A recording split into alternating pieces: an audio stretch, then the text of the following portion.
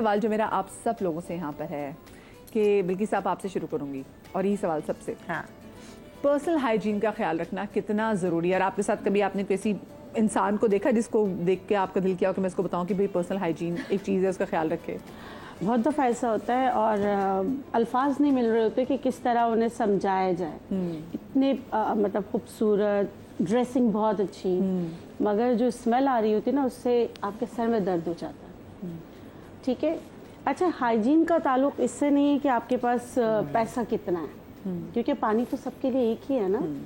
Personal hygiene से आप बहुत सारी बीमारियों से बच सकते हैं, जैसे इन्फेक्शन वगैरह होता है, वायरल इन्फेक्शन होता है, किसी हद तक वायरल इन्फेक्शन से भी आप बच सकते हैं अगर आप अपनी सेहत का, क्योंकि सफाई निफ्स ईमान है। देखिए हम नमाज पढ़ते हैं तो 5 वक्त वज़ू है, तो आप इससे अंदाज़ा लगाएं कि सफाई की हमारे मज़हब में भी कितनी अहमियत। बिल्कुल बिल्कुल। तो सफाई तो रखना चाहिए। पर्सनल हाइजीन सिर्फ इसका नाम नहीं है। मैंने बहुत सारी ख़वातीन को देखा है कि ये बड़ा खूबसूरत होता है, कान में मेल नज़र आ रहा होता है, बहुत माजरत के साथ, हाँ, गर्दन में सलवटे, और अगर थोड़ा सा उनका हाथ ऊपर चल गया ना यहाँ तक, फिर ये सब नज़र आ रहा होता है। मतलब पूरी बॉडी आपकी है, सफाई पूरी बॉडी की कीजिए। सिर्फ ऐसा नहीं कि पाँव पे नेल पॉलिश लगा दिया, पीछे जो ना बस इतना बड़ा सा आप सारी चीज़ें लेके घूम रहे, गंद लेके घूम रहे, तो ये नहीं होना चाहिए। सही। ज़ैनब, आई थिंक हाइजीन सबसे ज़्यादा इम्पोर्टेंट है। जिस तरह से वो लोग कहते हैं ना कि रिस्पेक्ट लव नहीं, सबसे ज़्यादा इम्पोर्टेंट हाइजीन है।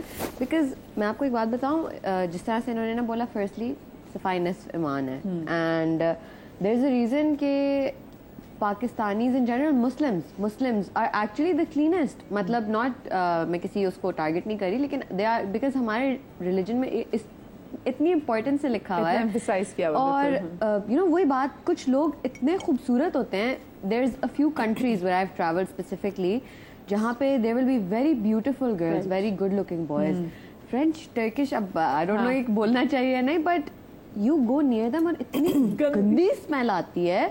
या चलो आपने परफ्यूम बहुत अच्छा लगाया हुआ है, नीचे डिओड्रेंट भी तो लगाओ। देयर इज नो पॉइंट कि आप परफ्यूम लगा लो अगर नीचे डिओड्रेंट नहीं लगाया हुआ, या आपने इतना अच्छा मेकअप किया हुआ, you haven't brush your teeth. और मेरी एक टीचर होती थी स्कूल में, वो मैथ्स बहुत अच्छी पढ़ाती थी, लेकिन उनसे स्मेल इतनी गंदी होती थी, कुछ पढ़ा नहीं जाता था।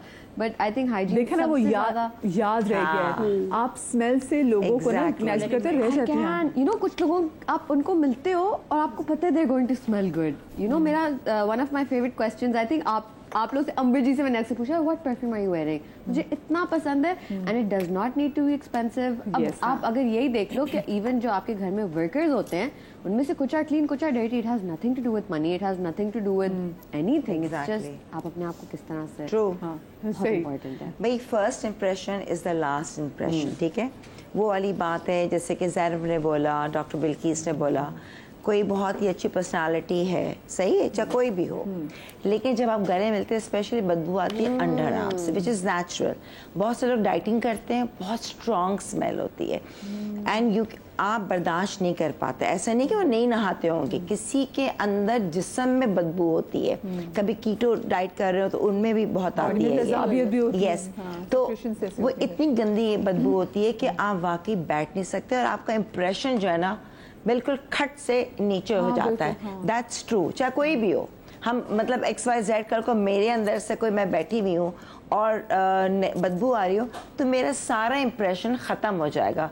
तो आई थिंक ये plus deodorant is very important. और एक मुंह से भी, एक जब आप बहुत देर तक खामोश रहते हैं या कुछ नहीं, आप खाते पीते नहीं, तो जैसे आप बात करना शुरू करते हैं ना, एक स्मेल आती है। ये दो चीज़ें आपको बहुत अनॉय करते। इवन एक ये चीज़ है, स्पेशली लाइक यू नो बैठ के एकदम डकारे लेना, एक गलती से आ जाता है अलग बात है, लेकिन अगर गाड़ी वो है, खाना खाया हुआ, तो प्लीज इससे ना बहुत यू अवॉइड। हाँ, तो ये छोटी चीज़ है। और अच्छा, ये हम आगे बात करें, लाइक डिओड्रेंट इज, लोग कहते हैं हम लगाते हैं, अब एक आता है 150 वाला भी, 200 वाला, 600 वाला भी। मैंने हमेशा बताया है, वो तो खैर डॉक्टर बिल्किस बताएंगे और क्या लगा सकते हैं। जेंट्स परफ्यूम, जो जेंट्स डिओड्रेंट होता है ना, वो सुबह लगा लो, रात के 12-1 बजे तक, चाहे पसीना भी है, मजाल है जो बदबू आ जाए अंडर आर्म से आती है।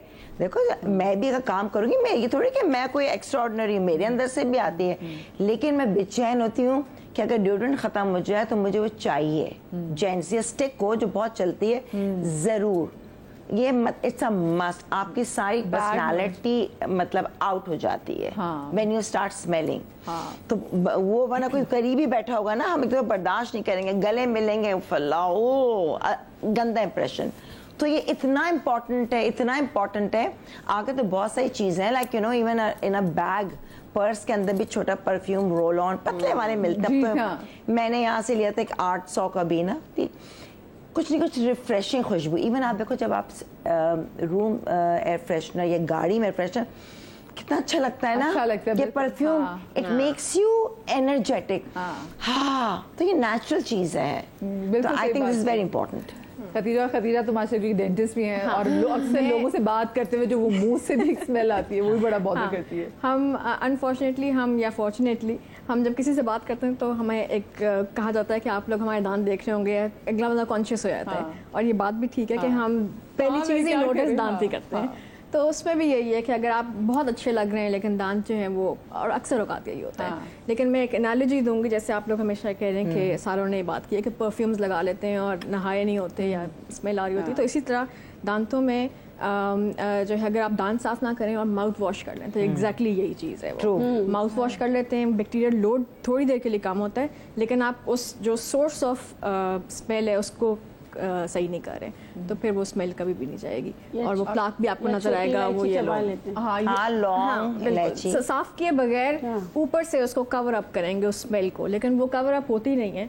तो ये वही वाली बात जरूरी है भाई। डेंटिस्ट्री तो बहुत, एक दांत विद रूट कैनाल और कैपिंग है 40,000 आपका कहीं नहीं गए, 40-45,000। और मैंने कभी भी अपने दांतों का ख्याल नहीं रखा ऑनेस्टली। बचपन में ये आलम होता था, चॉकलेट खाते खाते मैं सोती थी, मैं क्यों झूठ बोलूं, नहीं किया। अब मैं इतनी रिग्रेट करती हूँ ना कि इतने मेरे दांतों में कीड़े और बीच में छालियाँ, मैंने डर के मारे अब मैंने कहा मैंने छालियाँ छोड़ दी। हालांकि मैं इतना नहीं खाती, लेकिन वो दांतों को क्रैक करके दांत टूटा, तकलीफ अलग कि रूट कैनाल जा रहे हैं, बहुत ज्यादा तकलीफ। मैंने डर के मारे छालिया मेरे उसमें पर्स, तकलीफ की वजह से हमारे पास 90% पेशेंट्स नहीं आते, नहीं दांत टूट गया। यस, बावजूद भी वो आते इसलिए नहीं है क्योंकि उनको ये डर होता है कि दर्द होगा या वो एंटिसिपेट कर रहे होते हैं। नहीं। और प्लस वही वाली बात है, फ्लॉस का जरूर करें। मैं अपना एक पर्सनल एक्सपीरियंस बताती हूँ कि मैं भी बचपन में ना अखरोट तोड़ना, बादाम तोड़ना, बॉटल का ढक्कन खोलना। यहाँ पे 2 दांत तो है ही नहीं, ठीक है। तो फिर क्या आप जैसे कह रही ना, बिल्कुल मैं भी इस तरह के ना, अभी मुझे इतना पेन हो रहा है तो अगर मैं दांत निकलवाने जाऊंगी तो मुझे कितना पेन होगा। हमारे यहाँ अक्सर समझ आता है कि पेन पढ़ाई कर रहे हैं तो पेन मुंह में होगा, हालांकि या बहुत छोटी चीज है, सेफ्टी पेन मुंह से खोलेंगे, कोई भी चीज, बालों की पेन मुंह से, हर चीज हम मुंह से करते हैं।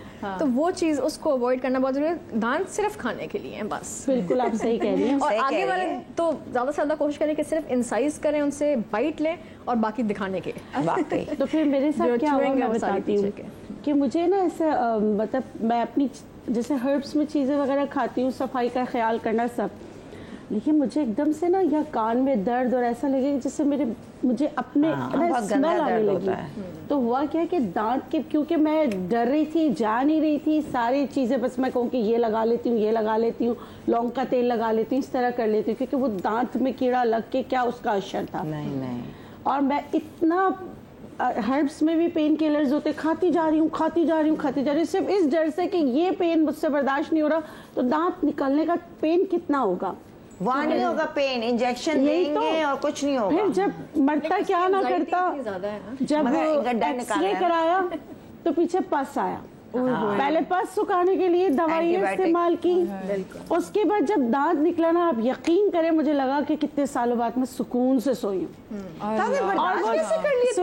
मैंने कैसे बर्दाश्त, मैं आपको बताती हूँ। सारा की प्रेगनेंसी में मुझे मतलब कि अक्लदार सोचे, अब सारा 20 आपको ना प्रेगनेंसी में होता है, मेरे खुद हुआ था पेन। मैंने अच्छा फिर मैं बर्दाश्त करती गई। आप सोचे पेशेंट देख रही हूँ, बात करने का है, सारे फेशियल मूवमेंट्स है, लेकिन बर्दाश्त नहीं भाई, दांत नहीं निकलवाऊंगी कभी भी, ऐसा नहीं। उसके बाद जो मेरे पास टीथ के लिए आता है, मैं कहती हूँ कि प्लाक लग गया है, सीधा डेंटिस्ट के पहले ही स्टेप में चले जाओ, वरना सालों बर्दाश्त करके पीछे पस जमा